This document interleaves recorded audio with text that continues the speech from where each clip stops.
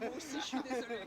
Madame Pigot, pourquoi vous avez justement signé ces engagements-là?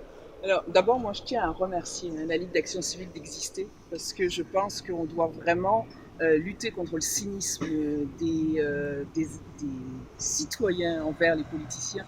Et je trouve que cette initiative citoyenne, c'est un grand et vraiment beau pas dans cette direction de lutter contre le cynisme. Et je pense que de vouloir faire une veille comme ils veulent le faire, de vouloir pousser les élus, les candidats à se prononcer sur la transparence, sur la participation citoyenne, moi je suis vraiment superbement content. Si vous allez dans le programme de Cherbourg Citoyen, vous verrez qu'on a beaucoup de mesures qui favorisent la participation citoyenne et on en retrouve énormément de celles qui sont proposées par la Ligue d'Action Civique. Donc on a signé et quand on s'est entendu, là c'était vraiment très, je dirais, facile.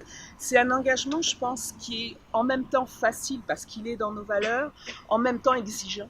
Et je dis exigeant parce que ce que je veux dire, c'est que ce ne sont pas des promesses en l'air, c'est des promesses que le parti veut tenir, que tous les candidats, une fois élus, tiendront. Quand même 22 engagements, vous l'avez dit, ça serait exigeant là, de penser qu'on va pouvoir juste les respecter. Là. Je vous dirais que oui, il y en a qui sont certainement plus exigeants, puis qui vont demander de l'appareil municipal de modifier un peu les façons de faire. Par rapport au budget, c'est de permettre aux élus, déjà, rien qu'aux élus, de pouvoir mieux réfléchir le budget.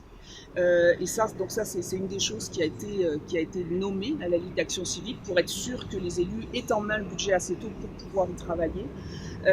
Et pour les citoyens pareil. Nous, de notre côté, on veut amener ça plus loin en disant qu'il y a tout un processus budgétaire qu'on veut rendre plus transparent, plus tôt dès que le processus se fait.